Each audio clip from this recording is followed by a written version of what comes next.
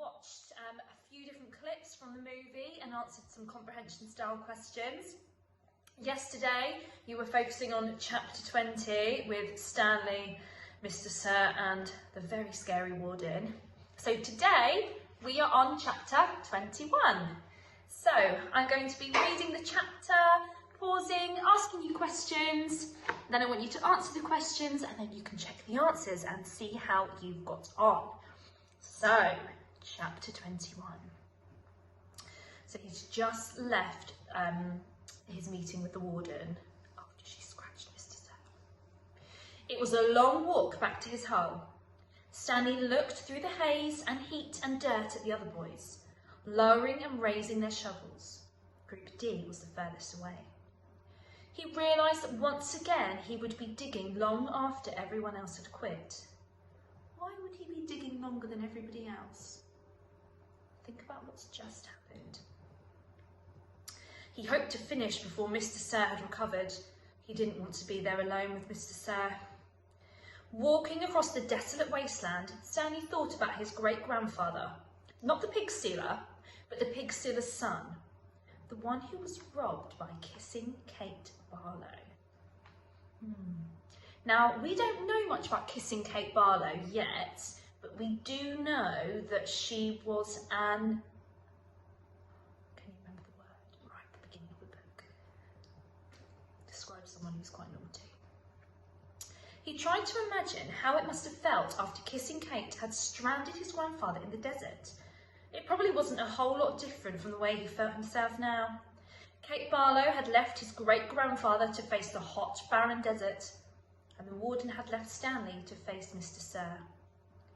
Somehow, his great-grandfather had survived for 17 days before he was rescued by a couple of rattlesnake hunters. He was insane when they found him. When he was asked how he managed to live so long in the desert, he said he found refuge on God's thumb. He found refuge on God's thumb. What do you think refuge means? He spent nearly a month in hospital.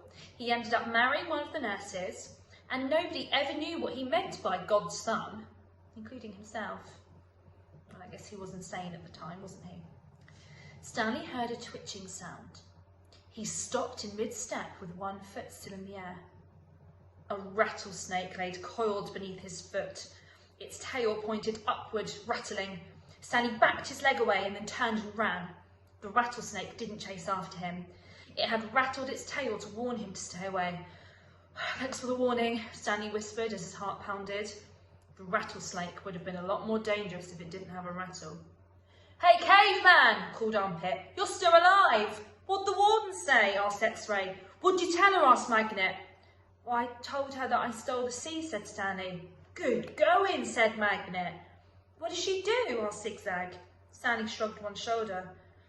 Nothing. She got mad at Mr. Sir for bothering her. Well, we know a lot more happened than just that, don't we? Why do you think Stanley isn't telling the other boys what happened to Mr. Sir and what the warden did to him? He went over to his hole, and to his surprise, it was nearly finished. How is his hole nearly finished? He was taken away to go and see the warden midway through. So what do you think has happened? How is his hole nearly finished? He stared at it, amazed. Didn't make sense. Well, perhaps it did. He smiled. Since he'd taken the blame for the sunflower seeds, he'd realised the other boys had dug his hole for him. Hey, thanks, he said.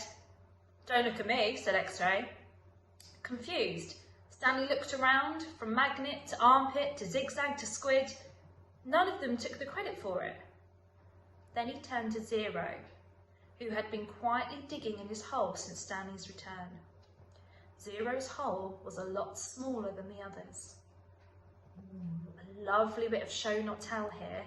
Zero's hole was smaller than the others. What does that suggest? Okay, right, that's it for today, really short one. Okay, see how you've got on with the questions and then check your answers against mine.